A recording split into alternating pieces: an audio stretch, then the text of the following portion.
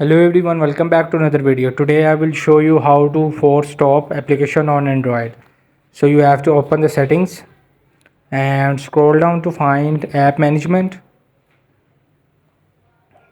So there is the app management, you have to click, and again you have to click to app list. So here you can see the all apps. So randomly any open the app like this Daraz. So there is the option, you will see the force stop. So you have to click to the force stop. So once you will be click to the force stop, the application will not working.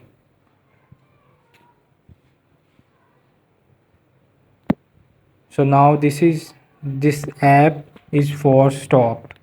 It will be not working until you unstop force. So this is how to stop force on Android application on the Android device. Hope this video help you. Please don't forget to like and subscribe and get notified for more videos.